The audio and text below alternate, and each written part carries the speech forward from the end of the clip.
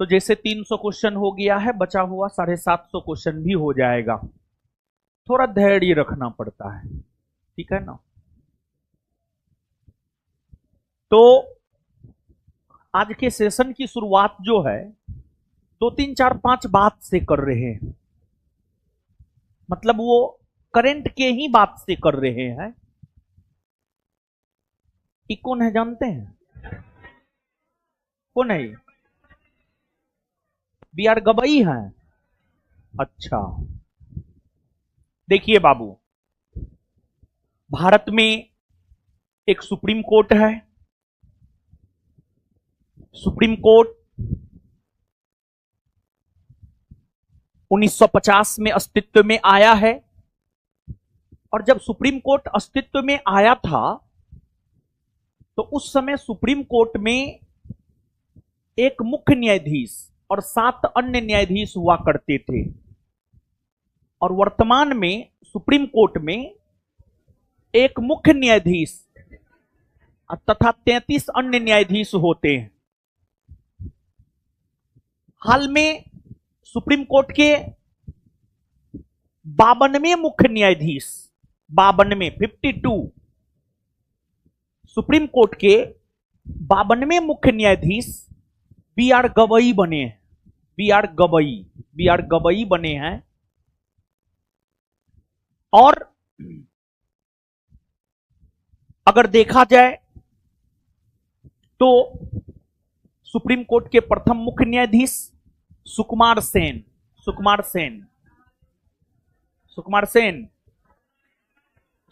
सेन भारत का प्रथम मुख्य चुनाव आयुक्त था। सुप्रीम कोर्ट के प्रथम मुख्य न्यायाधीश कौन थे? हीरालाल जे कानिया। सुकुमार सेन प्रथम मुख्य चुनाव आयुक्त थे। और वर्तमान में जो मुख्य चुनाव आयुक्त है वो कौन है? ज्ञानेश कुमार। तो सुप्रीम कोर्ट के प्रथम मुख्य न्यायाधीश हीरालाल जे कानिया और 52वें है बी आर गवई। और मुख्य चुनाव आयुक्त की अगर बात की जाए तो भारत का प्रथम मुख्य चुनाव आयुक्त सुकुमार सेन और वर्तमान में है ज्ञानेश कुमार, जो कि 26वें है। इसके अलावे अगर देखा जाए तो कुछ और, जैसे आपको कुछ चीज याद रखना है। जैसे आपको अगर देखा जाए तो वर्तमान में भारत का कैग कौन है? वर्तमान में भारत का अटॉर्नी जनरल ऑफ इंडिया कौन है? इसके बाद वर्तमान में अगर देखा जाए तो यूपीएससी के अध्यक्ष कौन है? इसके बाद तो इसी प्रकार से जो है कुछ नियुक्ति को हम लोग देखते हैं यहां पर, और इसके बाद फिर तो हम आगे बढ़ेंगे ही। तो वर्तमान में जो भारत के कैग हैं, कैग यानी controller and auditor general of India, यानी हिंदी में अगर कहे तो भारत के नियंत्रक एवं महालेखा परीक्षक। भारत के नियंत्रक एवं महालेखा परीक्षक। वर्तमान में भारत के जो नियंत्रक और महालेखा परीक्षक हैं, यानी जो कैग हैं, उनका नाम है संजय मूर्ति।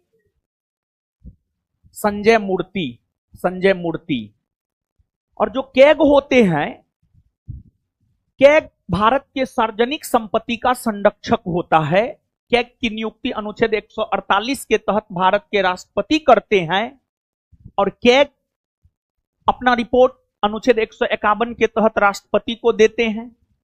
राष्ट्रपति उसे संसद के पटल पर रखवाता है। संसद उसकी जांच लोक लेखा समिति से करवाता है और लोक लेखा समिति अपना रिपोर्ट लोकसभा के अध्यक्ष को देता है। और जो अटॉर्नी जनरल ऑफ इंडिया है, आपको वर्तमान में अगर देखा जाए तो भारत के अटॉर्नी जनरल ऑफ इंडिया है R Venkat Ramani. Attorney general of India यानी महान्यायवादी। और जो महान्यायवादी होता है ये भारत सरकार का वकील होता है, भारत सरकार का कानूनी सलाहकार होता है, भारत का सर्वोच्च विधि अधिकारी होता है। और इसकी नियुक्ति अनुच्छेद 76 के तहत भारत के राष्ट्रपति करते हैं। और वर्तमान में आर वेंकट रमनी जो है अटॉर्नी जनरल ऑफ इंडिया है, यानी भारत के महान्यायवादी हैं। वहीं अगर यूनियन पब्लिक सर्विस कमीशन की अगर हम बात करें तो इसे मेरिट पद्धति का प्रहरी कहा जाता है। यह एक संवैधानिक संगठन है और इस संगठन के जो वर्तमान में अध्यक्ष हैं वो है आपको अजय कुमार। कौन है? अजय कुमार। अजय कुमार, अजय कुमार। इसके बाद बाबू आपको 23वां विधि आयोग, 23वां विधि आयोग,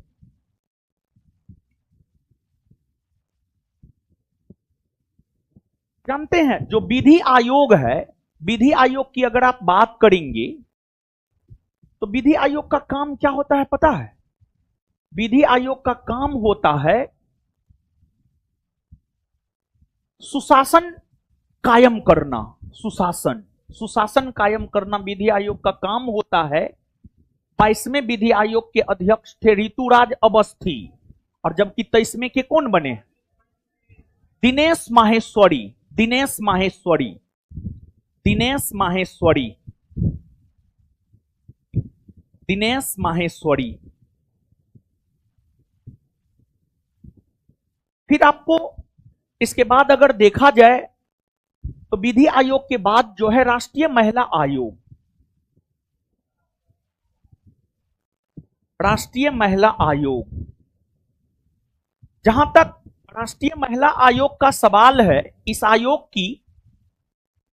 आयोग की प्रथम अध्यक्ष हुआ करती थी जयंती पटनायक, जबकि वर्तमान में अगर देखा जाए तो विजय रहाटकर। विजय रहाटकर।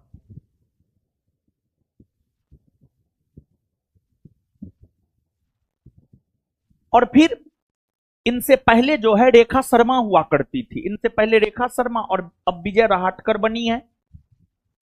राष्ट्रीय महिला आयोग के बाद अगर देखा जाए तो आपको एक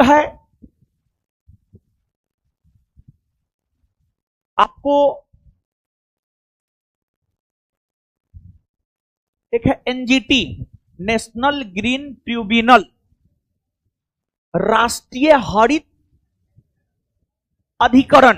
राष्ट्रीय हरित अधिकरण, नेशनल ग्रीन ट्रिब्यूनल, एनजीटी, राष्ट्रीय हरित अधिकरण।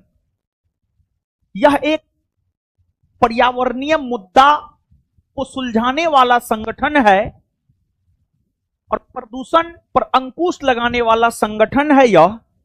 और एनजीटी के जो वर्तमान में अध्यक्ष हैं प्रकाश श्रीवास्तव। प्रकाश श्रीवास्तव, प्रकाश श्रीवास्तव। इसके बाद बाबू आपको है एक राष्ट्रीय मानवाधिकार आयोग। इसके बाद एक है बाबू आपको राष्ट्रीय मानवाधिकार आयोग। और अगर राष्ट्रीय मानवाधिकार आयोग की हम लोग बात करें तो जो राष्ट्रीय मानवाधिकार आयोग है, राष्ट्रीय मानवाधिकार आयोग के अध्यक्ष कौन है वर्तमान में? वर्तमान में वी सुब्रमण्यम। वर्तमान में वी सुब्रमण्यम वर्तमान में जो है राष्ट्रीय मानवाधिकार आयोग के अध्यक्ष हैं। राष्ट्रीय मानवाधिकार आयोग के अध्यक्ष हैं वी सुब्रमण्यम। फिर इसके बाद 16वें वित्त आयोग का गठन हो चुका है। तो जो 16वां वित्त आयोग है, 16वां वित्त आयोग का अगर बात किया जाए तो जो 16वां वित्त आयोग है, 16वां वित्त आयोग के अध्यक्ष है आपको अरविंद पनगढ़िया।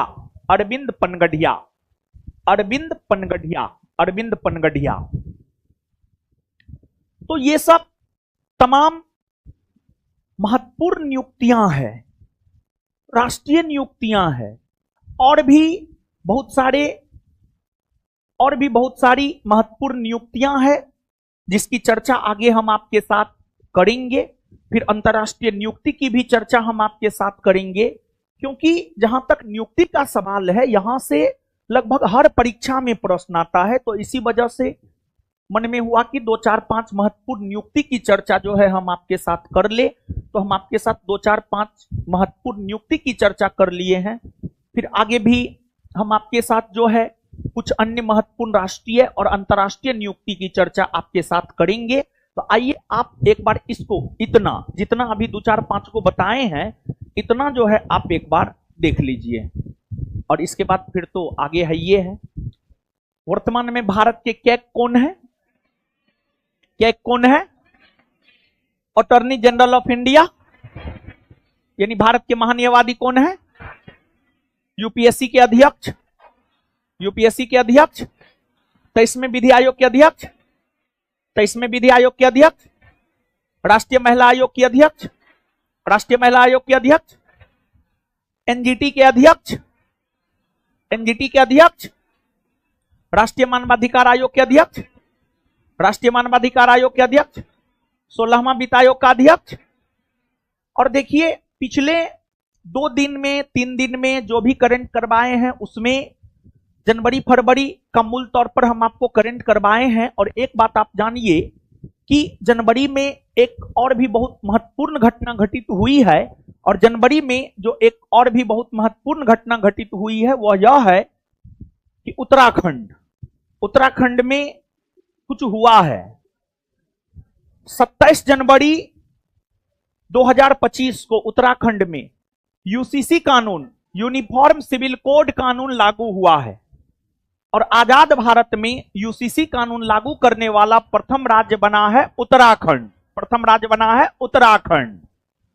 और वर्तमान में 2 ऐसे भारतीय राज्य हैं जहां पर यूसीसी कानून लागू है, एक है गोवा और दूसरा है उत्तराखंड। लेकिन गोवा में यूसीसी कानून आजादी से पहले से लागू था। गोवा में यूसीसी कानून अगर देखा जाए, यूनिफॉर्म सिविल कोड अगर देखा जाए, तो पहले से लागू था गोवा में यूसीसी कानून।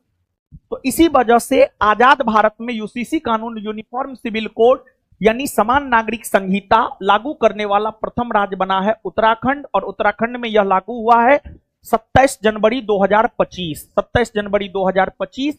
और जहां तक यूसीसी कानून की चर्चा है, इसकी चर्चा अनुच्छेद 44 में है, अनुच्छेद 44 में इसकी चर्चा है, अनुच्छेद 44 में इसकी चर्चा है। और बाबू आपको अगर एक लाइन में यूसीसी कानून को हम लोग डिफाइन करें, तो आज भारत में अनेकों धर्म के लोग रहते हैं, हिंदू, मुसलमान, सिख, ईसाई, बौद्ध, जैन, पारसी। हर समुदाय में, हर धर्म में विवाह की अलग पद्धति है, तलाक की अलग पद्धति है, संपत्ति के बंटवारे की अलग पद्धति है।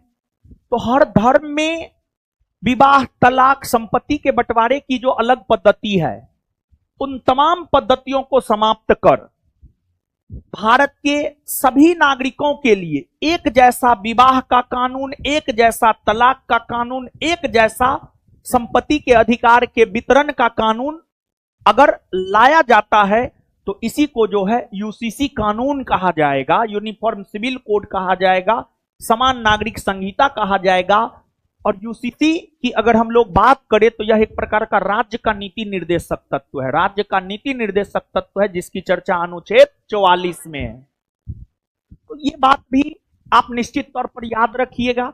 अगर आप सब्जेक्टिव लीजिएगा तो उसमें स्पष्ट तौर पर इस बात का जो है आपको चर्चा किया हुआ है। तो अब आ जाइए, हम लोग क्वेश्चन के ऊपर आ जाते हैं, ठीक है। तो ये सब बात भी आपको याद रखना है। क्वेश्चन के ऊपर आइए बाबू। अब हर खेत स्वस्थ खेत अभियान किस राज्य ने शुरू किया है? हर खेत स्वस्थ खेत अभियान की अगर हम लोग बात करें तो इस अभियान की शुरुआत जो है आपको की गई है हरियाणा के द्वारा, हरियाणा के द्वारा।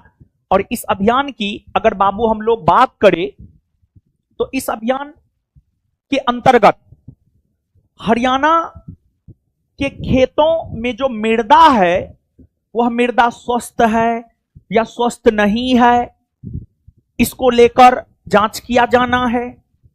और किसानों को मृदा स्वास्थ्य कार्ड अवेलेबल करवाया जाना है, मृदा स्वास्थ्य कार्ड अवेलेबल करवाया जाना है। जैसे आप स्वस्थ रहते हैं तो आपकी प्रोडक्टिविटी अच्छी होती है, और अगर आप स्वस्थ नहीं होते हैं तो आपकी प्रोडक्टिविटी अच्छी नहीं होती है। तो पढ़ाई लिखाई के साथ साथ जो है स्वस्थ रहना भी बाबू आपके लिए जरूरी है। स्वस्थ तन मन से ही आप स्वस्थ काम कर सकते हैं, अच्छा काम कर सकते हैं। हरियाणा आगे उत्तराखंड में संपन्न 38वें राष्ट्रीय खेल में शीर्ष पर रहा, सर्विस शीर्ष पर रहा। यानी उत्तराखंड में जो 38वां राष्ट्रीय खेल हुआ है, उत्तराखंड के 38वां राष्ट्रीय खेल में जो है कौन सा टीम पदक तालिका में जो है आपको पहला स्थान पे रहा है, तो इसमें जो है हम आपको बता दें कि सेना की टीम जो है पदक तालिका में प्रथम स्थान पर रहा है। और सेना का टीम जो पदक तालिका में प्रथम स्थान पर रहा है, सर्विसेज स्पोर्ट्स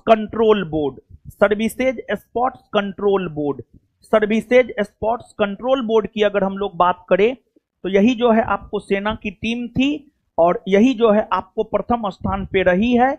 इसका उत्तर जो है आपको ए हो जाएगा।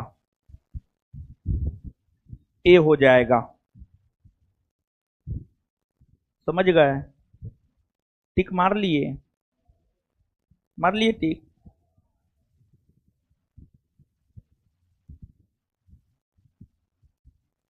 इसमें जो है कुछ बताना चाहते हैं हम आपको।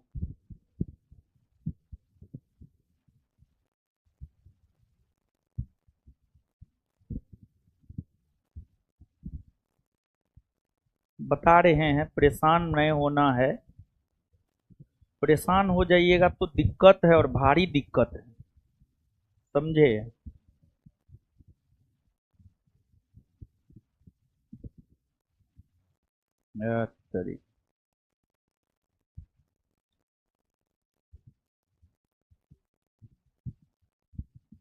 हाँ, इसमें जो है हम आपको ये बात बतलाना चाह रहे थे कि जो 38वां राष्ट्रीय खेल है, 38वां राष्ट्रीय खेल में पदक तालिका में तो प्रथम स्थान जो है सर्विसेज स्पोर्ट्स कंट्रोल बोर्ड का रहा है, सेना की टीम है यह। और यह जो 38वां राष्ट्रीय खेल है, इसका अगर देखा जाए तो इसका जो आदर्श वाक्य है, इसका आदर्श वाक्य रहा है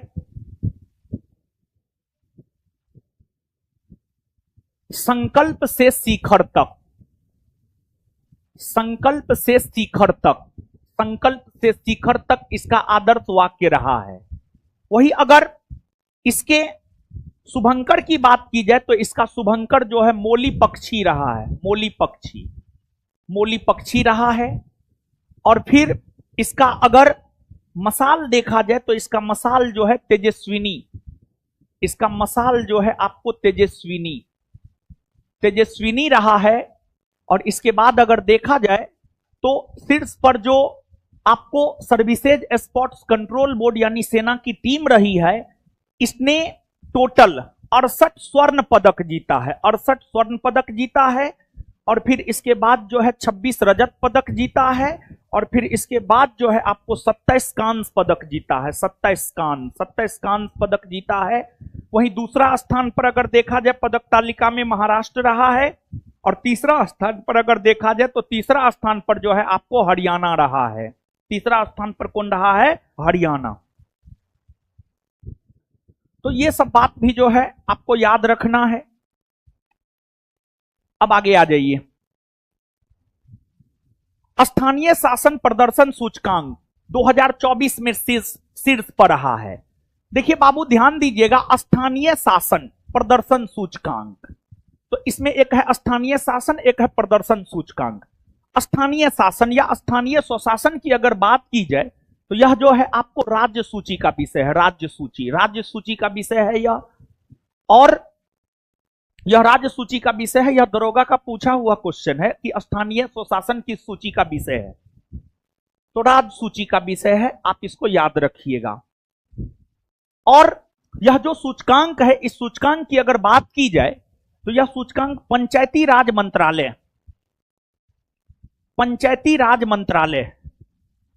राज मंत्रालय के द्वारा जारी किया गया है।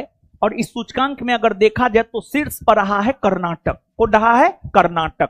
कर्नाटक रहा है। कौन सा देश दक्षिणी चीन सागर में अंतरिक्ष स्टेशन बनाएगा? दक्षिणी चीन सागर है तो स्वाभाविक सी बात है चीन ही बनाएगा, तो इसका उत्तर क्या हो जाएगा? चीन। ब्रिटिश अकादमी फिल्म पुरस्कार 2025 में सर्वश्रेष्ठ फिल्म का अवार्ड दिया गया है। ब्रिटिश अकादमी फिल्म पुरस्कार यानी BAFTA, BAFTA, BAFTA, BAFTA, BAFTA Britain के फिल्म जगत का सबसे बड़ा पुरस्कार है और बाफ्टा को ब्रिटेन का ऑस्कर भी कहा जाता है। और बाफ्टा पुरस्कार 2025 के अंतर्गत अगर देखा जाए तो सर्वश्रेष्ठ फिल्म का अवार्ड मिला है कॉन्क्लेव को। सर्वश्रेष्ठ फिल्म का अवार्ड मिला है कॉन्क्लेव को। कॉन्क्लेव को सर्वश्रेष्ठ फिल्म का अवार्ड मिला है। वही अगर एड्रियन ब्रॉडी की अगर हम लोग बात करें तो बाफ्टा 2025 के अंतर्गत, बाफ्टा 2025 के अंतर्गत सर्वश्रेष्ठ अभिनेता का अवार्ड मिला है। सर्वश्रेष्ठ अभिनेता, सर्वश्रेष्ठ अभिनेता का अवार्ड मिला है the brutalist, the brutalist movie में अभिनय करने के लिए। वहीं मिकी मेडिसन को जो है सर्वश्रेष्ठ अभिनेत्री का अवार्ड मिला है और मिकी मेडिसन को सर्वश्रेष्ठ अभिनेत्री का अवार्ड जो है आपको एनोरा, एनोरा मूवी में अभिनय करने के लिए, एनोरा मूवी में अभिनय करने के लिए। देखिए बाफ्टा में भी सर्वश्रेष्ठ अभिनेता एड्रियन ब्रॉडी और सर्वश्रेष्ठ अभिनेत्री मिकी मेडिसन, और ऑस्कर की अगर हम लोग बात करें तो ऑस्कर में भी सर्वश्रेष्ठ अभिनेता एड्रियन ब्रॉडी और सर्वश्रेष्ठ अभिनेत्री जो है आपको मिकी मेडिसन। लेकिन ऑस्कर में सर्वश्रेष्ठ फिल्म का अवार्ड एनोरा को मिला है और बाफ्टा में सर्वश्रेष्ठ फिल्म का अवार्ड कॉन्क्लेव को मिला है। यह बेसिक अंतर है। ऑस्कर में सर्वश्रेष्ठ फिल्म का अवार्ड एनोरा को मिला है और बाफ्टा में सर्वश्रेष्ठ फिल्म का अवार्ड कॉन्क्लेव को मिला है। तो इस बेसिक अंतर को भी आप याद रखिएगा। एयरपोर्ट अथॉरिटी ने बिहटा में एयरपोर्ट बनाने के लिए किस देश की कंपनी को कॉन्ट्रैक्ट दिया है? रूस को दिया है कॉन्ट्रैक्ट, रूस को दिया है और 459 करोड़ का कॉन्ट्रैक्ट है, 459 करोड़। ब्रिटिश साम्राज्य का सबसे उत्कृष्ट आदेश सम्मान किन्हें दिया गया है? ब्रिटिश साम्राज्य का सबसे उत्कृष्ट आदेश सम्मान जो है नारायण मूर्ति को दिया गया है, जो कि इन्फोसिस के संस्थापक हैं, इन्फोसिस के संस्थापक रहे हैं। भारत के पहले वर्टिकल बाइफेशियल सोलर संयंत्र का उद्घाटन कहां किया गया है? बोलिए। नई दिल्ली में। हाँ, नई दिल्ली में हुआ है।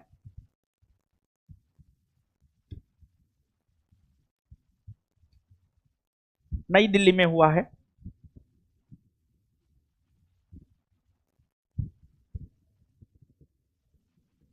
आगे आइएगा बाबू, आगे हम लोग देखते हैं। नई दिल्ली।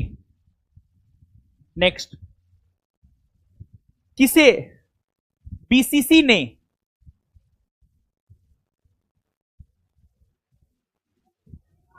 गलत है या सही? गलत है ना, बीसीसीआई होगा, बीसीसीआई होगा।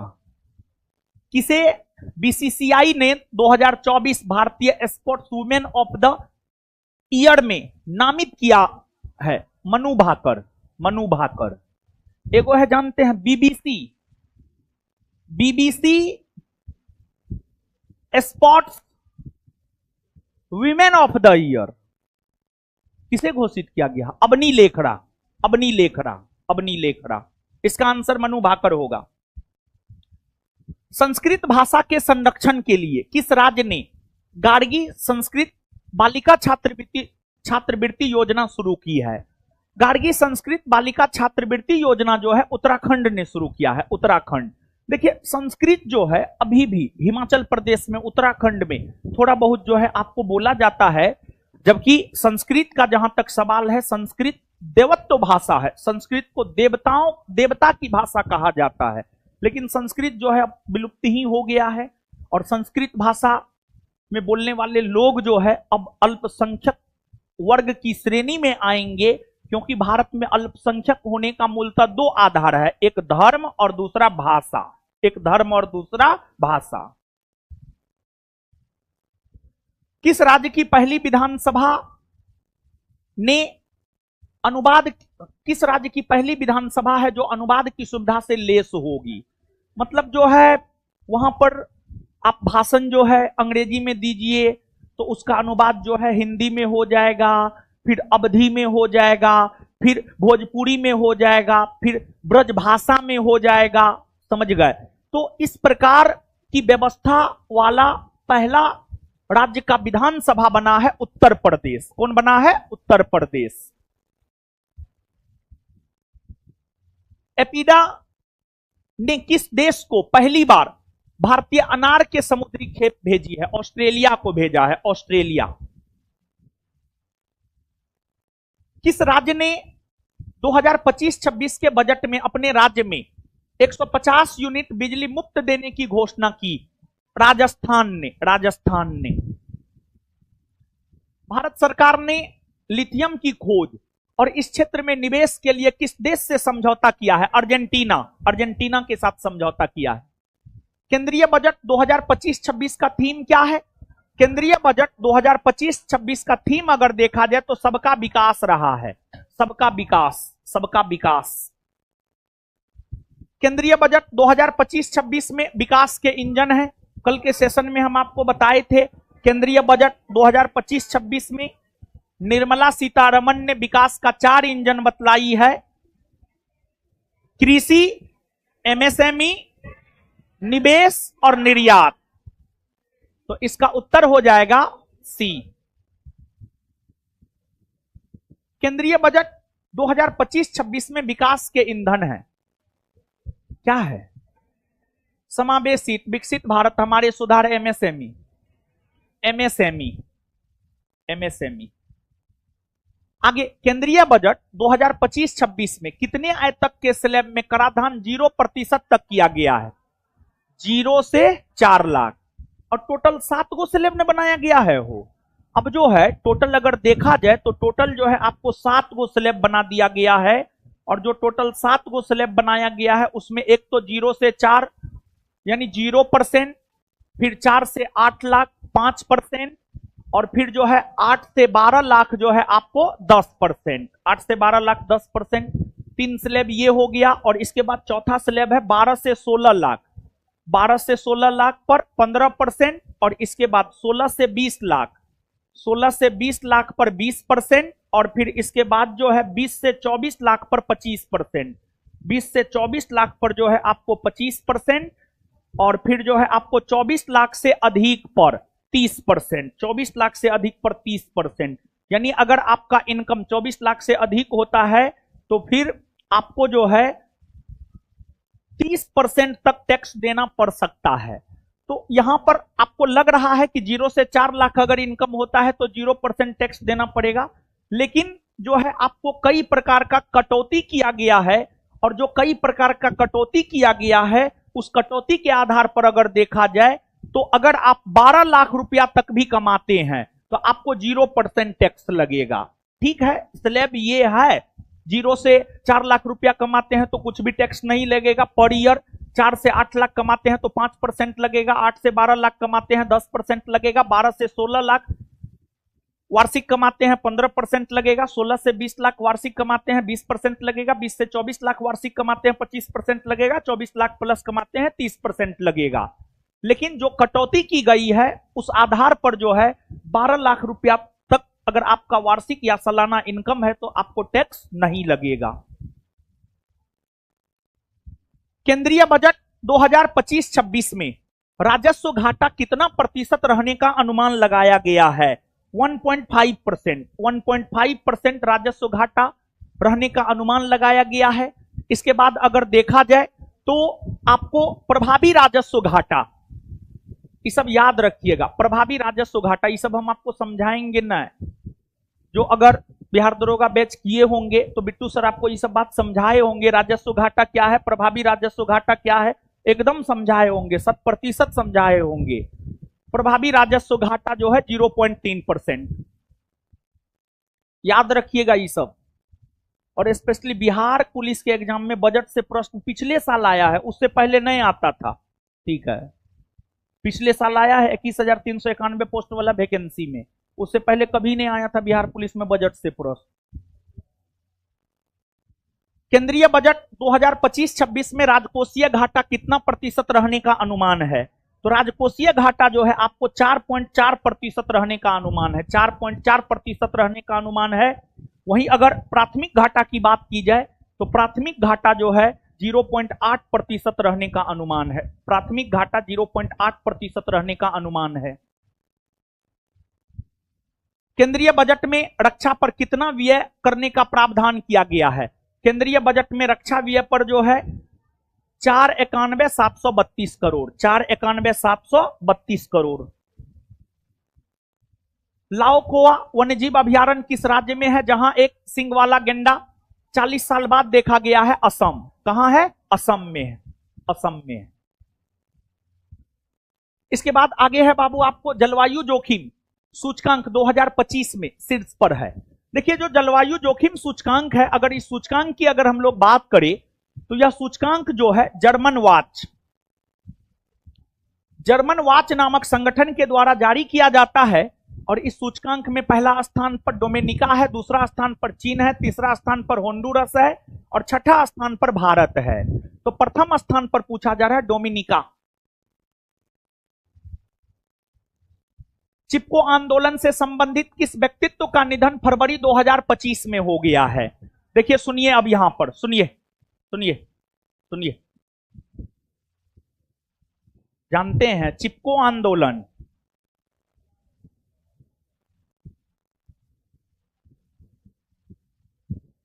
एपिको आंदोलन, एपिको आंदोलन, बिश्नोई आंदोलन, बिश्नोई आंदोलन, नर्मदा बचाओ आंदोलन,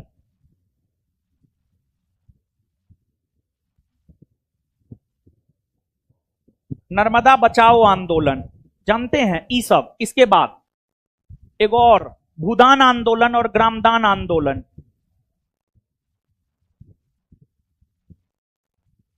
भूदान आंदोलन और ग्रामदान आंदोलन।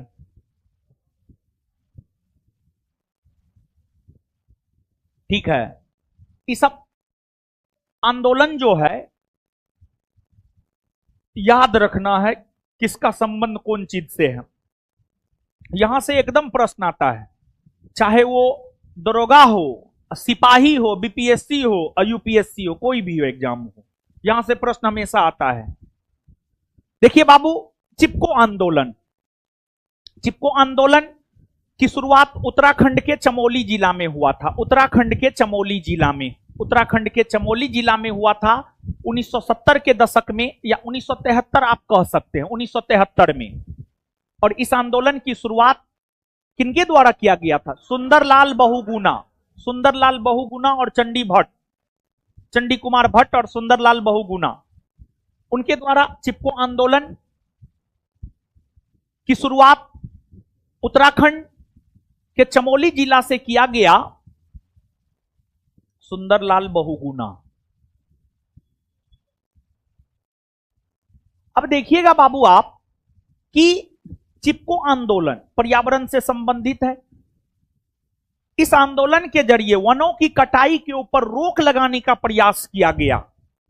इस आंदोलन से जुड़े जो लोग होते थे वो वृक्ष में जाकर चिपक जाते थे, वृक्ष में जाकर चिपक जाते थे। अगर किसी वृक्ष को काटने का काम किया जाता था तो वो वृक्ष में जाकर चिपक जाते थे और वृक्ष को नहीं काटने देते थे।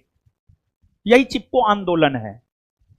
और जिस प्रकार उत्तर भारत में वनों की कटाई पर रोक लगाने के लिए चिपको आंदोलन हुआ है, उसी प्रकार से दक्षिण भारत में कर्नाटक के क्षेत्र में वनों की कटाई पर रोक लगाने के लिए एपिको आंदोलन हुआ है, एपिको आंदोलन हुआ है। तो एपिको आंदोलन की अगर हम बात करें तो यह कर्नाटक में हुआ है, कर्नाटक, विशेष तौर पर कर्नाटक में, और वनों की कटाई से ही संबंधित है। फिर आपको बिश्नोई आंदोलन है। बिश्नोई आंदोलन की अगर बात की जाए तो यह आंदोलन राजस्थान में चलाया गया है, राजस्थान में अमृता देवी बिश्नोई के नेतृत्व में। जो बिश्नोई आंदोलन है बिश्नोई आंदोलन राजस्थान में अमृता देवी बिश्नोई के नेतृत्व में चलाया गया है और इसका संबंध भी पर्यावरण से ही है। हुआ क्या था जानते हैं? राजा का महल बनाने के लिए वृक्ष की कटाई की जानी थी। तो राजा का महल बनाने के लिए जो वृक्ष की कटाई की जानी थी, उसका विरोध अमृता देवी बिश्नोई ने की। वही आंदोलन जो है बिश्नोई आंदोलन के नाम से जाना गया। तो कहीं ना कहीं बिश्नोई आंदोलन का भी संबंध अगर देखा जाए तो पर्यावरण से ही है। फिर नर्मदा बचाओ आंदोलन, नर्मदा नदी पर बांध की ऊंचाई बढ़ाने के विरुद्ध तथा नर्मदा नदी पर जो और भी कई सारे बांध बनाए जा रहे थे, उसको लेकर नर्मदा नदी को काफी क्षति हो रहा था, जिस कारण मेघा पाटेकर के नेतृत्व में 1980 के दशक में, मेघा पाटेकर के नेतृत्व में 1980 के दशक में नर्मदा बचाओ आंदोलन चलाया गया था। नर्मदा बचाओ आंदोलन चलाया गया था। और फिर आपको भूदान और ग्रामदान आंदोलन है। एक गांधीवादी नेता हुआ करते थे महात्मा गांधी। जब 1940 में महात्मा गांधी जब 1940 में व्यक्तिगत सत्याग्रह आंदोलन किए थे, तो पहला सत्याग्रही विनोबा भावे को बनाए थे, दूसरा सत्याग्रही जवाहरलाल नेहरू को और तीसरा सत्याग्रही ब्रह्मदत्त को बनाए थे। तो गांधीवादी नेता थे विनोबा भावे। विनोबा भावे गांधीवादी नेता थे। गांधी जी तो संविधान निर्माण के क्रम में ही मारे गए थे, उनको मार दिया गया था 30 जनवरी 1948 को।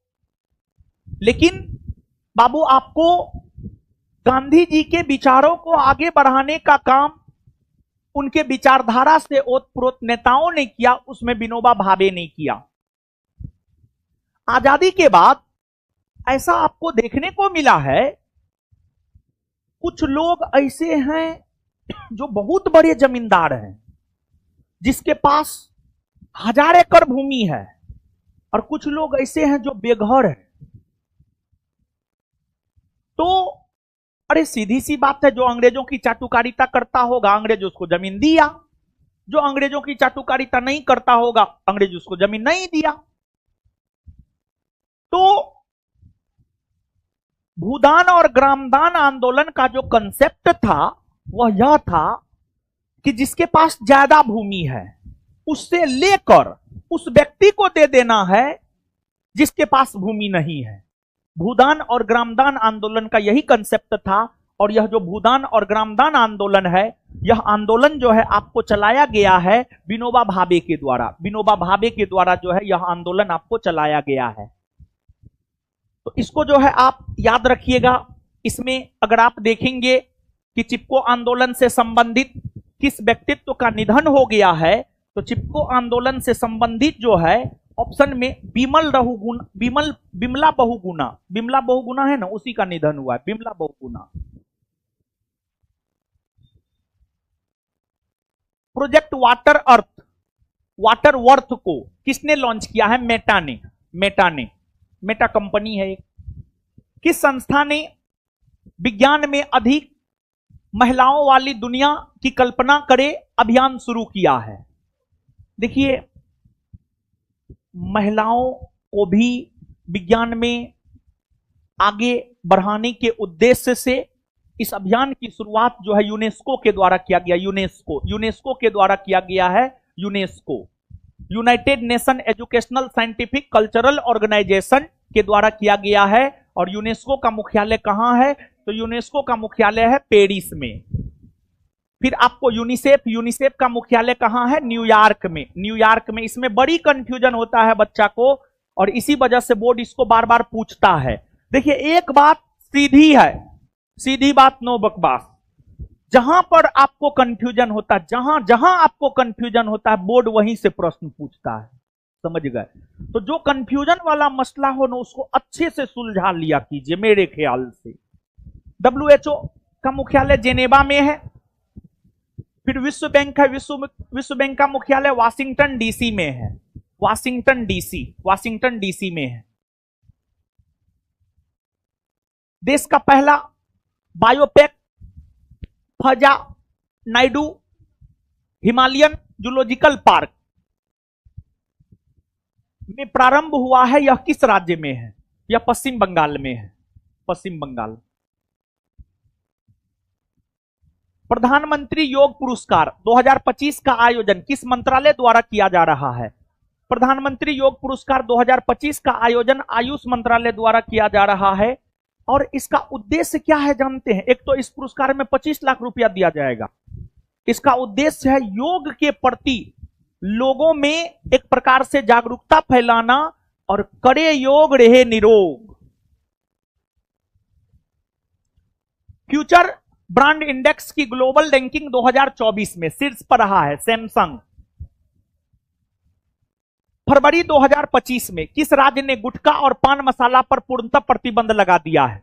गुटखा और पान मसाला पर पूर्णतः प्रतिबंध लगाने वाला राज्य बना है झारखंड। झारखंड जानते हैं क्या इसका क्या मतलब है? झारखंड में गुटखा नहीं मिलता होगा? एकदम मिलता होगा। कानून तो बहुत कुछ है। कानून में तो 1961-62 से है दहेज प्रथा प्रतिबंधित है। दहेज नहीं लेते हैं? एकदम लेते हैं। बिहार में 2016 ये से शराब बंदी है। शराब नहीं मिलता? एकदम मिलता है। बिहार में तो शराब का स्थिति भगवान जैसा है ना, जैसे भगवान दिखते कहीं नहीं है सब जगह। वही स्थिति बिहार में शराब का है। दिखता कहीं नहीं है लेकिन है सब जगह। अब तो और सुविधा मिल गया। अब तो लोग को दुकानों पर न जाना पड़ता है, होम डिलीवरी, समझे? तो देखिए, आपको ये जो गुटखा और पान मसाला है ये क्या है या शराब क्या है? गुटखा, पान मसाला या शराब क्या है? नशीला पदार्थ है। और नशीले पदार्थ पर रोक लगाने को लेकर प्रावधान करता है अनुच्छेद 47। अनुच्छेद 47 जब आप अनुच्छेद 47 को पढ़ेंगे तो अनुच्छेद 47 कहता है कि मादक द्रव्य पर रोक, नशीले पदार्थ पर रोक। तो बिहार में शराबबंदी कानून का लागू किया जाना हो या झारखंड में गुटखा पान मसाला को बैन किया जाना हो, ये सब काम अनुच्छेद 47 के तहत होता है। अनुच्छेद 47 के तहत हुआ है और होता है। पांचवा बहुपक्षीय नौसैनिक अभ्यास कोमोडो कहां शुरू हुआ है? बाली। कहां शुरू हुआ है? बाली, इंडोनेशिया के बाली में। सैन्य अभ्यास धर्म गार्जियन के 6ठे संस्करण भारत और किस देश के बीच हुआ है? जापान। भारत और जापान। जैसे देखिए बाबू, बहुत सारा सैन्य अभ्यास है। जैसे धर्म गार्जियन जो है आपको भारत और जापान के बीच। फिर आपने सूर्य किरण को देखा था। सूर्य किरण जो है भारत और नेपाल। फिर इसके बाद जो है आपको खंजर अभ्यास, खंजर अभ्यास खंजर की अगर हम बात करें तो भारत और किर्गिस्तान के बीच। अभ्यास खंजर भारत और किर्गिस्तान के बीच। इसके बाद जो है आपको वरुण, अभ्यास वरुण, इसका आयोजन होता है भारत और फ्रांस। भारत और फ्रांस के बीच। भारत और फ्रांस के बीच। फिर इसके बाद जो है आपको सिलिनेक्स, सिलिनेक्स, सिलिनेक्स की अगर हम बात करें तो यह भारत और श्रीलंका। भारत और ये सब सैन्य अभ्यास है जो अलग अलग देशों के साथ भारत करता है। और इससे होता क्या है जानते हैं? यानी इस संयुक्त सैन्य अभ्यास से होता यह है कि भारतीय सेना जो है अन्य सेनाओं से अवगत होता है, उसके बारे में जानता है। तो ये एक प्रकार से अच्छी पहल है। मतलब एक प्रकार से जो है बात करने से ही बात बनता है, बात नहीं करने से बात बिगड़ता है। समझ गए? वही चीज है एक प्रकार से आप कह सकते हैं। फरवरी 2025 में किस राज्य ने औद्योगिक पार्क और हरित ऊर्जा नीति 2025 को मंजूरी दी है? इसको मंजूरी देने वाला राज्य कौन है? असम। असम है, असम। असम पहली बार अखिल भारतीय ट्रांसजेंडर सम्मेलन 2025 का आयोजन हुआ है। राजस्थान के अजमेर में हुआ है। राजस्थान के अजमेर में हुआ है। और जानते हैं ट्रांसजेंडर सम्मेलन का जो आयोजन हुआ है, ट्रांसजेंडरों को समाज में एक नई सामाजिक पहचान, समाज में एक नई सामाजिक पहचान को लेकर इस प्रकार के सम्मेलन का आयोजन जो है आपको किया गया है। और ट्रांसजेंडरों को सामान्य तौर पर जो है दृष्टिकोण से देखा जाता है। जो कि नहीं होना चाहिए, वो भी एक प्रकार के मानव ही है। तो एक मानव को जो सम्मान मिलता है, उसके साथ जो व्यवहार विचार होता है, वही ट्रांसजेंडरों के साथ भी होना चाहिए। ग्रीस का नया राष्ट्रपति किन्हें चुना गया है? कॉन्स्टेंटाइन टेसोलस। दूसरा अखिल भारतीय राज्य जल मंत्रियों का सम्मेलन कहां होगा? उदयपुर, राजस्थान के उदयपुर में। वित्तीय समाधान नवाचार के किन्हें 2024 हुरून उपलब्धि पुरस्कार दिया गया? डॉक्टर राजपी नारायणम, राजपी नारायणम, राजपी नारायणम। आगे आ जाइए बाबू। किस राज्य ने वंचित महिलाओं के उत्थान के लिए जी सफल योजना शुरू की है? जी सफल योजना की शुरुआत जो है आपको गुजरात के द्वारा किया गया है, और इस योजना के तहत जो है ना, महिलाओं को आर्थिक सहायता दी जानी है। गूगल ने भारत में अपना सबसे बड़ा ऑफिस कैंपस अनंत कहां खोला है? बेंगलुरु में खोला है, बेंगलुरु में। भारत के 26वें मुख्य चुनाव आयुक्त किन्हें बनाया गया है? ज्ञानेश कुमार। और आप सब लोग जानते हैं कि जो है निर्वाचन आयोग 3 सदस्यीय आयोग है, जिसमें एक मुख्य चुनाव आयुक्त तथा 2 अन्य चुनाव आयुक्त होते हैं। मुख्य चुनाव आयुक्त ज्ञानेश कुमार है, और तथा 2 अन्य चुनाव आयुक्त में एक विवेक जोशी है और दूसरा सुखबीर सिंह संधू है। एक विवेक जोशी और दूसरा सुखबीर सिंह संधू। प्रसिद्ध तमिल कवि और दार्शनिक थिरुवल्लुवर की प्रतिमा कहां लगाया गया? फिलीपींस में, फिलीपींस में। फिलीपींस की राजधानी कहां? फिलीपींस यहां है, देखिए फिलीपींस की राजधानी कहां है? कहां है? अंतरराष्ट्रीय चावल अनुसंधान संस्थान कहां है?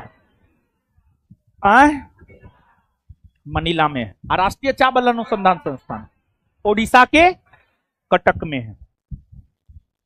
8वां हिंद महासागर सम्मेलन किस देश में आयोजित हुआ है? 8वां हिंद महासागर सम्मेलन जो है ओमान के मस्कट में आयोजित हुआ है, और इसमें भारत के तरफ से भारत के विदेश मंत्री एस जयशंकर, भारत के विदेश मंत्री एस जयशंकर ने पार्टिसिपेट किया था। एस जयशंकर ने पार्टिसिपेट किया था। विश्व दृश्य श्रव्य और मनोरंजन सम्मेलन वेब्स 2025 का आयोजन कहां हुआ है? मुंबई में, मुंबई में। किस देश में सबसे पुराना जुरासिक पक्षी जीवाश्म प्राप्त हुआ है? चीन में, चीन में। डिजिटल असिस्टेंट प्लेटफॉर्म मित्रा को किस संस्था ने जारी किया था? सेबी, सेबी ने। सामाजिक न्याय पर पहली क्षेत्रीय वार्ता की मेजबानी कौन देश कर रहा है? भारत कर रहा है। कौन कर रहा है? Bharat, Bharat. Audio story platform velvet के सह संस्थापक बने हैं पंकज त्रिपाठी। आदि महोत्सव 2025 का आयोजन कहां किया गया है? आदि महोत्सव 2025 का आयोजन जो है आपको नई दिल्ली में हुआ है, और इसका उद्घाटन जो है राष्ट्रपति द्रौपदी मुर्मू के द्वारा किया गया है। और इस महोत्सव का उद्देश्य क्या है जानते हैं?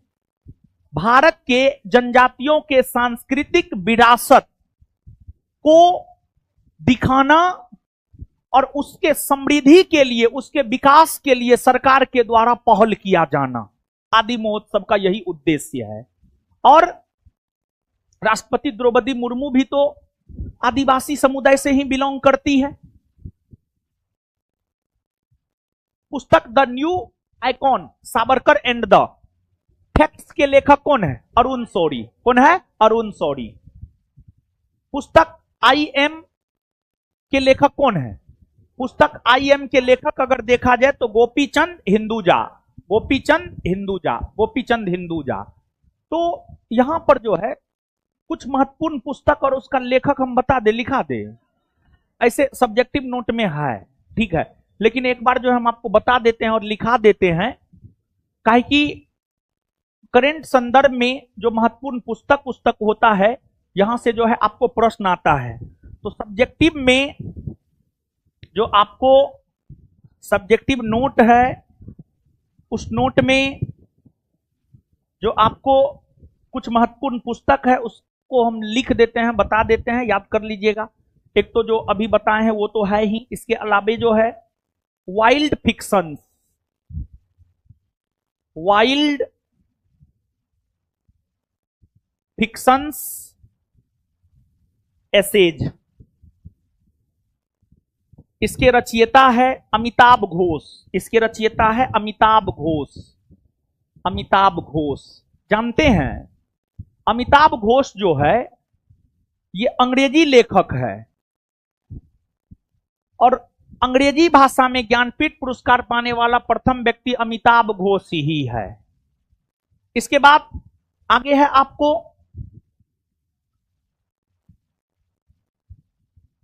Live while you are alive. Live while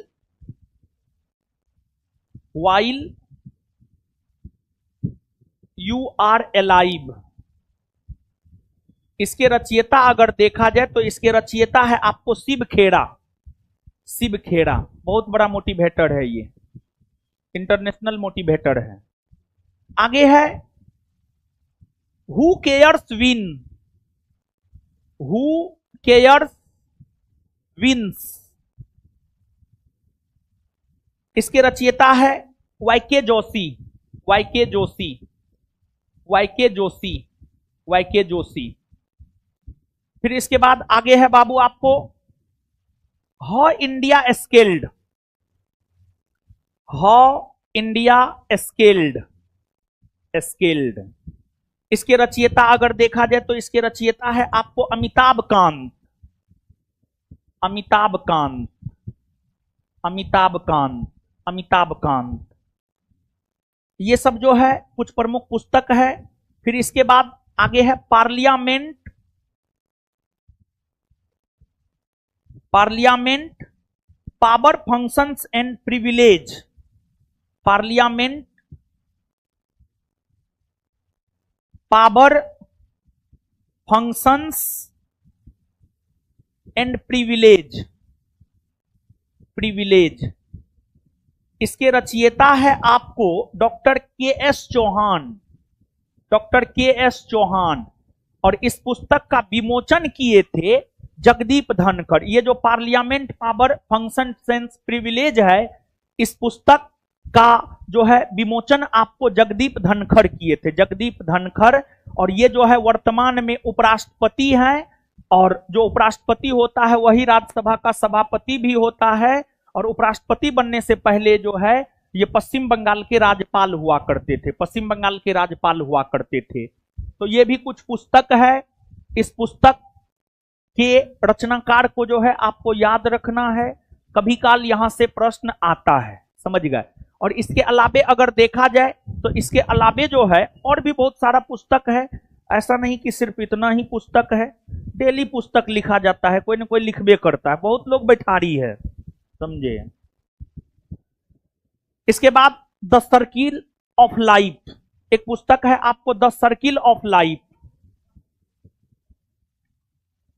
the circle of life.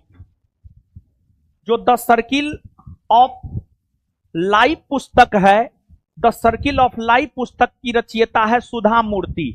सुधा मूर्ति। और नारायण मूर्ति की पत्नी न है हो, हाँ।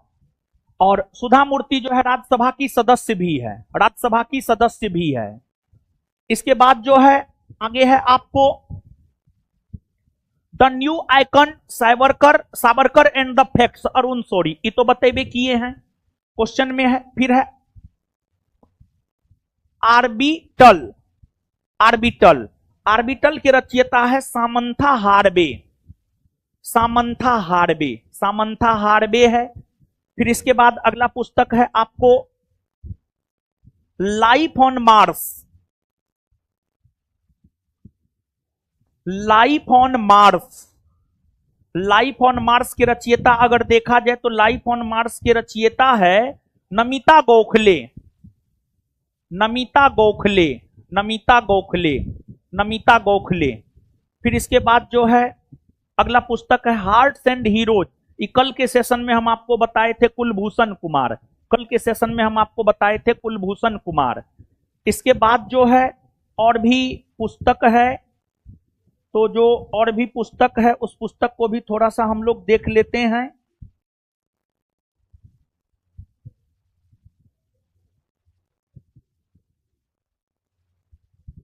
आगे है आपको एक पुस्तक दिया सलाई। आगे एक पुस्तक है आपको दिया सलाई। जो दिया सलाई पुस्तक है ना, ये जो है आपको कैलाश सत्यार्थी, कैलाश सत्यार्थी, कैलाश सत्यार्थी की आत्मकथा है, कैलाश सत्यार्थी की आत्मकथा है दिया सलाई। और जो आपको कैलाश सत्यार्थी है, इन्हें 2014 में शांति का नोबेल पुरस्कार दिया गया था मलाला यूसुफजाई के साथ। और जो कैलाश सत्यार्थी है, इन्होंने बचपन बचाओ आंदोलन चलाया, बचपन बचाओ आंदोलन, बचपन बचाओ आंदोलन के प्रणेता कैलाश सत्यार्थी ही है। इसके बाद आगे अगर देखा जाए तो voice for the violence, voice for the voiceless, इसके रचयिता है ढलाई लामा, ढलाई लामा, ढलाई लामा। फिर इसके बाद जो है आगे है thank you for living, thank you for living, thank you for living. ये जो पुस्तक है, इस पुस्तक के रचयिता है आपको ऋत्विक सिंह, ऋत्विक सिंह, ऋत्विक सिंह, ऋत्विक सिंह। इसके बाद जो है आगे है आपको Leo the untold story, Leo the untold story, untold story. इसके रचयिता अगर देखा जाए तो इसके रचयिता है आपको पीएस रमन, पीएस रमन, पीएस रमन, पीएस रमन। इसके बाद आगे है आपको the cantonment conspiracy, the cantonment conspiracy, conspiracy. इसके रचयिता अगर देखा जाए तो इसके रचयिता है मिलिट्री थ्रिलर और मनोज नरमाने, मनोज नरमाने, मनोज नरमाने है, समझ गए। तो ये सब कुछ प्रमुख पुस्तक है, जनवरी फरवरी मार्च के कुछ प्रमुख पुस्तक से हम आपको अवगत करवा दिए। फिर अप्रैल मई जून के कुछ प्रमुख पुस्तक से भी जो है आपको अवगत करवा देंगे। पुस्तक में इतना ही रहने दीजिए, एक दिन में ज्यादा जान लीजिएगा तो फिर दिक्कतें है, भारी दिक्कत है, ना दिक्कत। ज्यादा नहीं पढ़ना चाहिए, ठीक है, ज्यादा पढ़ने पे दिक्कत हो जाता है, नहीं होता है।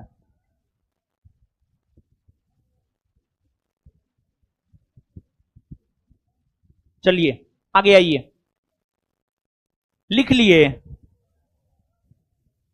हाँ,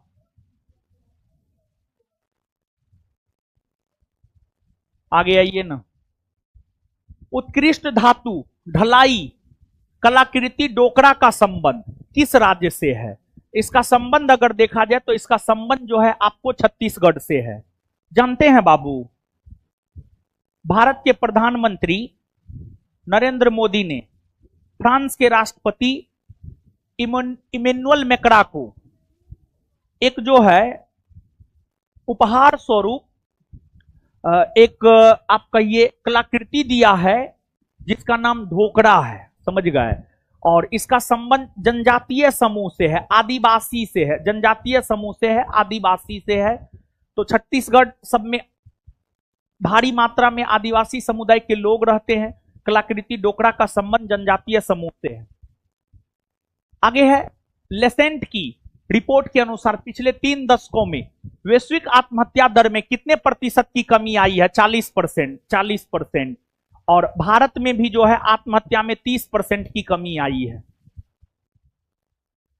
टाइम पत्रिका ने किन्हें 2025 की वुमेन ऑफ द ईयर के रूप में चुना है? पूर्णिमा देवी बर्मन, पूर्णिमा देवी बर्मन, पूर्णिमा देवी बर्मन।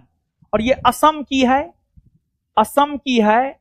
और सारस समझते हैं, सारस पक्षी, सारस पक्षी को संरक्षण प्रदान करने को लेकर जो है असम की रहने वाली पूर्णिमा देवी बर्मन जो है काम करती है। और इसी वजह से टाइम पत्रिका ने उन्हें 2025 का वुमेन ऑफ द ईयर घोषित किया है। ग्रेट बैकयार्ड बर्ड काउंट में लगातार तीसरे वर्ष पक्षी गणना में भारत में शीर्ष पर रहा है। यानी सबसे ज्यादा प्रजाति का पक्षी कहां पाया जाता? पश्चिम बंगाल। कहां? पश्चिम बंगाल। पश्चिम बंगाल।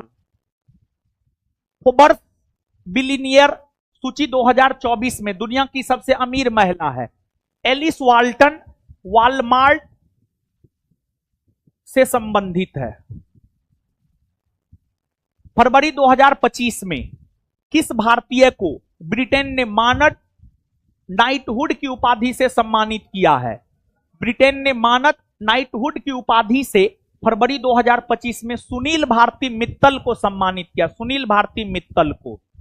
देखिए, इन्हें जो मानद नाइटहुड की उपाधि दिया गया है, भारत और ब्रिटेन के बीच संबंध को मजबूत बनाने में इनके योगदान को लेकर जो है इन्हें यह पुरस्कार दिया गया है। वर्ष 2024 में सबसे ज्यादा आईपीओ द्वारा फंड जुटाने में शीर्ष पर कौन सा देश रहा है? भारत। प्रधानमंत्री किसान सम्मान निधि के 19वीं किस्त को पीएम नरेंद्र मोदी ने कहां से जारी किया है? बिहार से जारी किए थे। आप सब लोग जानते हैं ये जो प्रधानमंत्री किसान सम्मान निधि योजना है, इसकी घोषणा 1 फरवरी 2019 को हुआ था। बजट पेश करते हुए इसकी घोषणा हुई थी, लेकिन इसको लागू 3 माह पहले से किया गया। इसको लागू जो है 1 दिसंबर 2018 से किया गया और इस योजना के तहत जो है प्रति वर्ष किसानों को 6,000 रुपया दिया जाता है और प्रति वर्ष किसानों को 6,000 रुपया जो दिया जाता है, एक बार में ही फंड नहीं ट्रांसफर कर दिया जाता है, बल्कि 3 किस्त में किसान के अकाउंट में पैसा जाता है। पहला किस्त 2,000, दूसरा किस्त 2,000, तीसरा किस्त 2,000, बात खत्म। और जानते हैं, आपको जो खाता उता मोदी जी खुलवाए थे, इसी सब की वजह से तो खाता उता खुलवाए थे।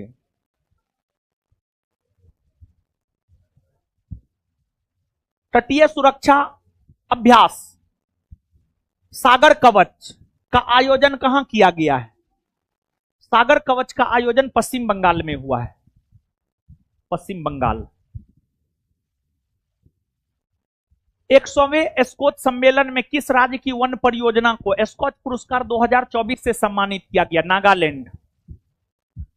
मूडीज ने वित्त वर्ष 2025-26 में भारत के जीडीपी के वृद्धि दर का कितना अनुमान लगाया है? 6.4%।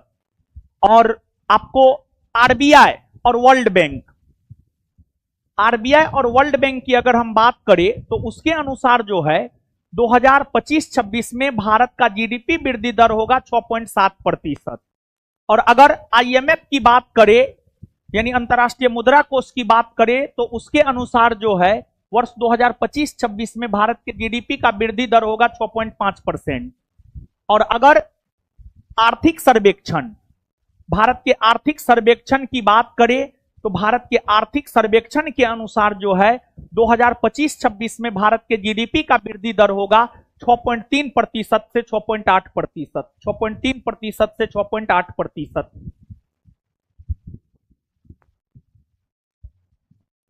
कौन सा देश स्पेस एजेंसी चंद्र मिशन एथेना लॉन्च करेगी? अमेरिका। अमेरिका लॉन्च करेगी। America. School of ultimate leadership conclave के पहला संस्करण का उद्घाटन कहां किया गया है? इसका आयोजन अगर देखा जाए तो इसका आयोजन जो है नई दिल्ली में हुआ है और नई दिल्ली के भारत मंडपम में हुआ है। भारत मंडपम में हुआ है और इसका उद्घाटन जो है प्रधानमंत्री नरेंद्र मोदी के द्वारा किया गया था। प्रधानमंत्री नरेंद्र मोदी के द्वारा। किस राज्य ने झुमोइर बिनंदिनी कार्यक्रम आयोजित की है? देखिए,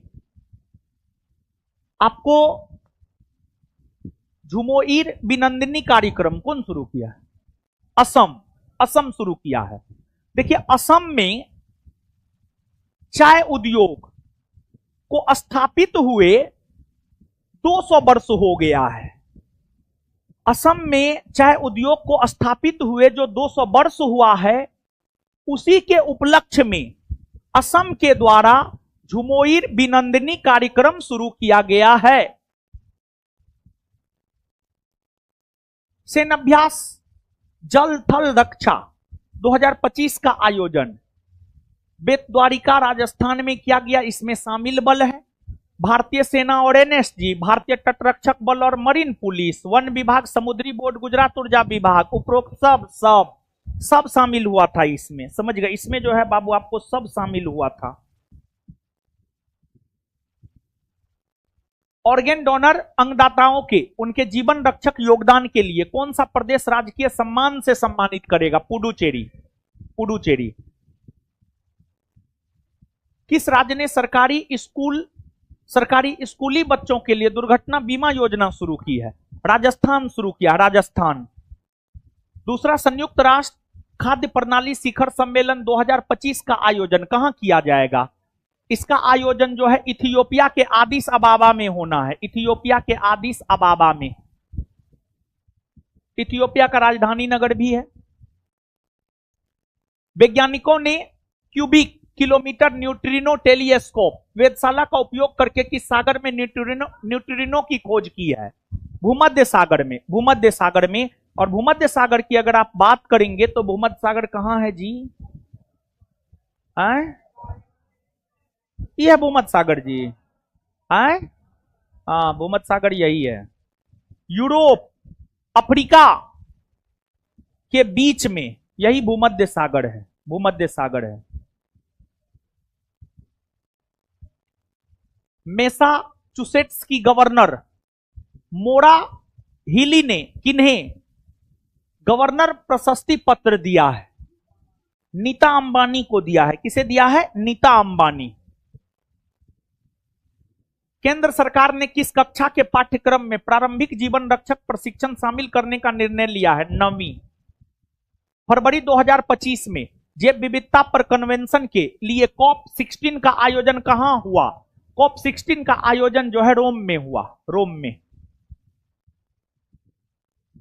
जैविक तरीकों का उपयोग करके बायोपॉलीमर का उत्पादन हेतु भारत का पहला बायोपॉलीमर प्लांट कहां शुरू किया गया? लखीमपुर खीरी, उत्तर प्रदेश में है। उत्तर प्रदेश के लखीमपुर खीरी में। सेपक टकरा वर्ल्ड कप 2025 के लोगो एवं शुभंकर का अनावरण किसने किया है? देखिए, ये जो सेपक टकरा है ना, मलेशिया का खेल है और इसका आयोजन हाल में बिहार के पटना में हुआ है। इधर कंकरबाग में जो पाटलिपुत्रा कॉम्प्लेक्स है वहां पे हुआ है। समझ गए? और बिहार के पटना में हुआ है तो बिहार के मुख्यमंत्री ही उद्घाटन किए होंगे। नीतीश जी उद्घाटन किए थे, नीतीश कुमार। 9वीं एशिया आर्थिक वार्ता का आयोजन कहां किया गया है? इसका आयोजन हुआ है महाराष्ट्र के पुणे में। महाराष्ट्र के पुणे में।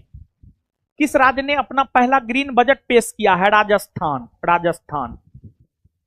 किस राज्य सरकार ने गवाह सुरक्षा योजना शुरू किया है?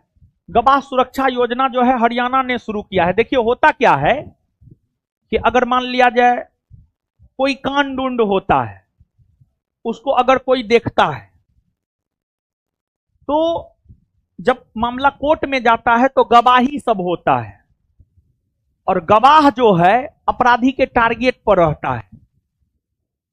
गवाह को तथा जिसके साथ कांड हुआ है उन दोनों को सुरक्षा प्रदान करने को लेकर, यानी गवाह सुरक्षित रहे और जिसके साथ गलत हुआ है वो भी सुरक्षित रहे, उन दोनों को सुरक्षा प्रदान करने को लेकर जो है गवाह सुरक्षा योजना की शुरुआत जो है आपको हरियाणा की राज्य सरकार के द्वारा किया गया है। मेमोरी लीग विश्व चैंपियनशिप 2025 का खिताब किसने जीता है? विश्वा राजकुमार ने जीता है। किस हवाई अड्डा ने प्रतिष्ठित सर्वश्रेष्ठ सुरक्षा पुरस्कार का अवार्ड हासिल किया है? सर्वश्रेष्ठ सुरक्षा पुरस्कार का अवार्ड हासिल किया है मोपा एयरपोर्ट, और मोपा एयरपोर्ट गोवा में है। मोपा एयरपोर्ट जो है आपको कहां है? गोवा में। गोवा में है। अच्छा, एक बात बताइए, बताइए फटाफट, गुरु रामदास अंतरराष्ट्रीय हवाई अड्डा कहां है? पंजाब में। कहां है? इंदिरा गांधी अंतरराष्ट्रीय हवाई अड्डा कहां है? कहां है? नई दिल्ली में। इसके बाद आगे बताइएगा आप हमको, चौधरी चरण सिंह अंतरराष्ट्रीय हवाई अड्डा है उत्तर प्रदेश के लखनऊ में है। चलिए इसके बाद आगे बताइएगा, जयप्रकाश नारायण अंतर्राष्ट्रीय हवाई अड्डा कहां है? बिहार में है। हाँ बिहार में है। इसके बाद आगे बताइएगा, सुभाष चंद्र बोस अंतर्राष्ट्रीय हवाई अड्डा कहां है? कोलकाता में है। कोलकाता में। गोपीनाथ बारदोलोई अंतर्राष्ट्रीय हवाई अड्डा कहां है? असम में है। इसके बाद आगे बताइएगा,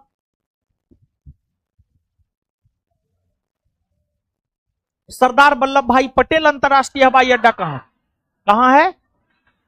डॉक्टर भीमराव अंबेडकर अंतर्राष्ट्रीय हवाई अड्डा कहां है? महाराष्ट्र के नागपुर। महाराष्ट्र के। इसके बाद आगे बताइए, अहिल्याबाई होलकर अंतर्राष्ट्रीय हवाई अड्डा कहां है? इंदौर। कहां है? इंदौर में। इंदौर में है। याद रखिएगा, पूछा जाता है।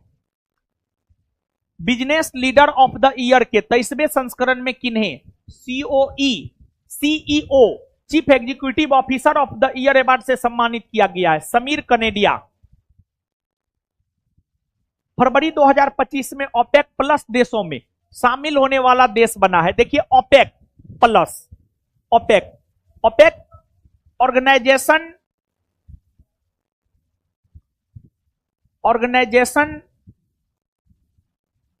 Of Petroleum Exporting Countries, Organisation of Petroleum Exporting Countries, यानी पेट्रोलियम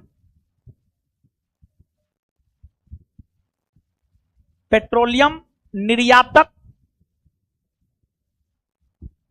समूहों वाला देश।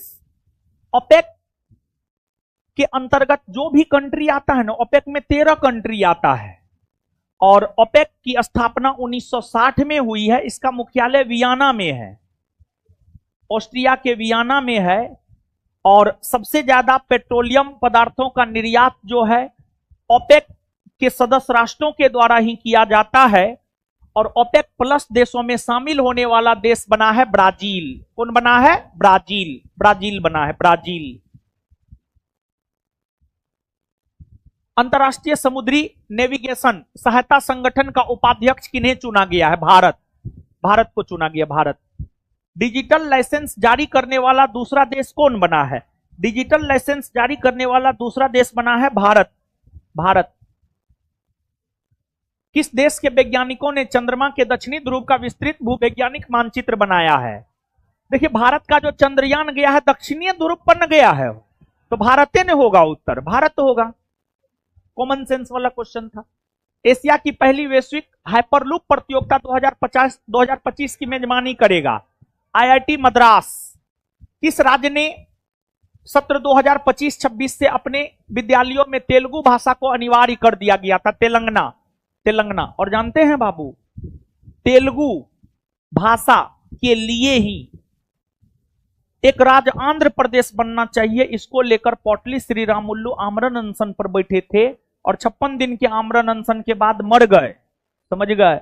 और फिर तेलुगु भाषी लोगों के लिए ही आंध्र प्रदेश बना था। और आंध्र प्रदेश का विभाजन होकर ही 2 जून 2014 को तेलंगाना बना है। तो आंध्र प्रदेश के साथ साथ तेलंगाना में भी जो है तेलुगु भाषा का बड़ी महत्व है। और आंध्र प्रदेश स्वतंत्र भारत में जो है भाषाई आधार पर गठित होने वाला प्रथम राज्य है। ग्रामीण सड़क नेटवर्क में सुधार के लिए प्रगति पथ योजना किस राज्य ने शुरू किया है? प्रगति पथ योजना जो है कर्नाटक ने शुरू किया है। किसने शुरू किया है? कर्नाटक। इतना योजना सब है ना, आदमी कंफ्यूज हो जाएगा। कार्बन बाजार पर पहला अंतर्राष्ट्रीय सम्मेलन प्रकृति कहां आयोजित किया गया है? इसका आयोजन हुआ है नई दिल्ली में। किसने 14वां एशियाई स्नूकर चैंपियन 2025 का खिताब जीता है? यह खिताब जीता है पंकज आडवाणी। किस देश ने चीन के साथ $8 बिलियन मूल्य के रेल संपर्क को मंजूरी दी है? वियतनाम ने। महिला शांति सैनिकों का पहला सम्मेलन कहां आयोजित किया गया है? यह आयोजन हुआ है कहां हो? नई दिल्ली में। माउंट डुकोनो ज्वालामुखी में विस्फोट हुआ है, यह किस देश में स्थित है? इंडोनेशिया। और अच्छा एक बात बताइए, सर्वाधिक द्वीपों वाला देश, विश्व में सर्वाधिक द्वीपों वाला देश इंडोनेशिया। विश्व का सबसे बड़ा द्वीप ग्रीनलैंड ना, ग्रीनलैंड पर कौन देश का अधिकार है? डेनमार्क का। किसका? डेनमार्क का अधिकार है। और इसके बाद आगे जो है भारत में भी अनेकों द्वीप है, समझ गए, जैसे अंडमान निकोबार द्वीप समूह तो एक द्वीप समूह ही है, लक्षद्वीप है, फिर माजुली द्वीप है, अनेकों द्वीप है, विलवर द्वीप है। अंतर्राष्ट्रीय मातृभाषा दिवस मनाया जाता है 21 फरवरी, कल ने बताए थे वो। मुख्य आर्थिक सलाहकार वी अनंत नागेश्वरम का कार्यकाल बढ़ाया गया मार्च 2027 तक। अमेरिकी जांच एजेंसी एफबीआई के निदेशक किन्हें नियुक्त किया गया? काश पटेल। ये भारतीय मूल का है, ये भारतीय मूल का है, ठीक है, मतलब इसका ओरिजिन भारत से रहा है, लेकिन वर्तमान में ये अमेरिका का नागरिक है, समझ गए, भारतीय मूल का है ये। पुस्तक life of Mars collected story के लेखक कौन है? नमिता गोखले। नमिता गोखले। भारत के चुनाव आयुक्त के पद पर फरवरी 2025 में किन्हें नियुक्त किया गया था? विवेक जोशी। विवेक जोशी। केंद्रीय उत्पाद शुल्क दिवस कब मनाया जाता है? 24 फरवरी।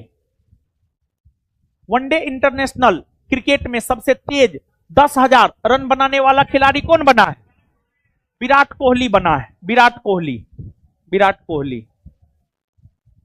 भारत के लिए सबसे तेज 200 क्रिकेट विकेट लेने वाला गेंदबाज कौन बने? मोहम्मद शमी। मोहम्मद शमी। मोहम्मद शमी।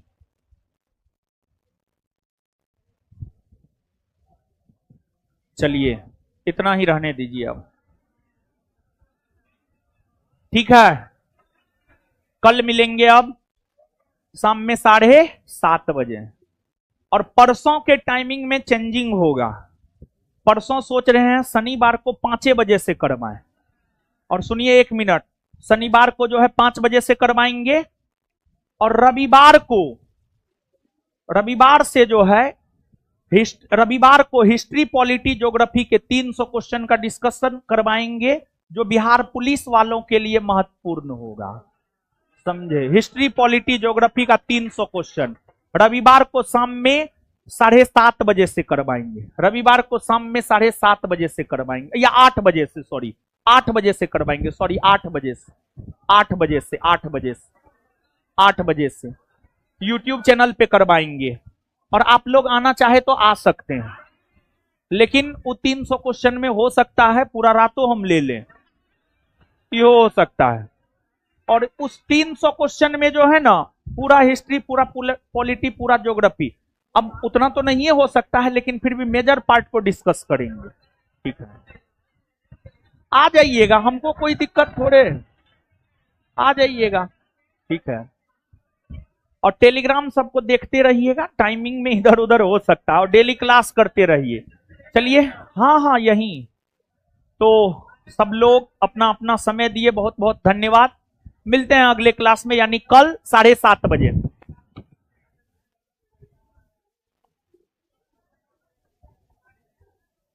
और रिवीजन करते हैं ना, वो घर पे जाके एक बार देखिए, तभी फायदा है, नहीं देखिएगा तो कोई फायदा ना है।